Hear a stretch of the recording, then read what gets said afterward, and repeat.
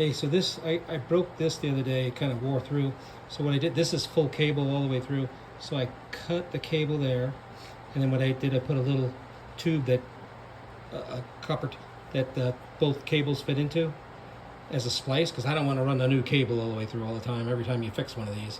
And it worked out just fine. And then I heat shrinked it over the top. Here, what I did was, I basically cut the cable here, added my splice, shrink wrapped it, and this is my new section from here to here. Also, why I had this out, because most bikes, these cables come way too long. This thing was way out here before. I shortened this up. It works fine. Okay, like I was saying earlier, so take your old cable, put it inside the housing, and then when you go to cut your housing,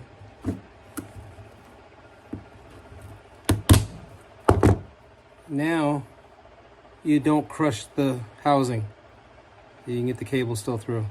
It makes it a lot easier for later on.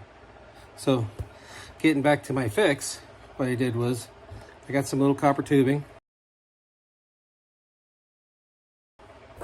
I just cut a small chunk, you know, maybe 3/4 of an inch long. And I just got a little small tube cutter. And you can get these anywhere. Got a little small tube cutter. I got a little one here. So this guy barely, you see, barely fits in there. So when you get done with this thing, so you'll have one butting into the other one. So one will go in, and the other one will go in. This is big, so don't, you know. Anyway, they'll be, you push them in here, and they both hit each other. So, and your cable's always under tension. So your two cables inside butt up to get together. And then what I do is, I just take some heat shrink. I put some heat shrink, and then it'll tie this whole thing together. So you don't even see the splice afterwards. But man, this will save you a lot of time with these long cable, the long housings that run from front of your bike to the back of the bike. And I don't know, you can see where I damaged this one. You can see it's all scarred up, and it started shifting like crap on me. So anyway, that's my tip of the day. It worked. I took it out yesterday after fixing it, and it worked just fine. Everything shifted just good. So we'll just keep going with that.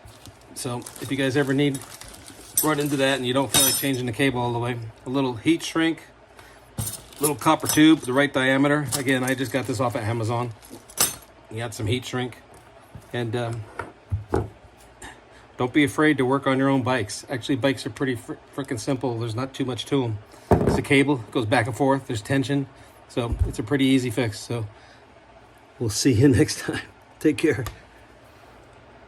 So here's a repair. I got the one cable, I got my splice, and you just slide the other cable in till it butts up to the other one.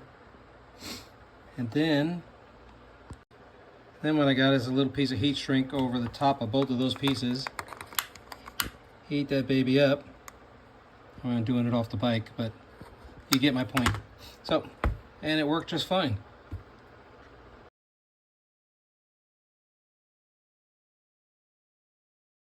And once you drop your new cable in, put this all on tension, everything stays together. And like I said, I rode this thing for 20-something miles yesterday, and it was fine.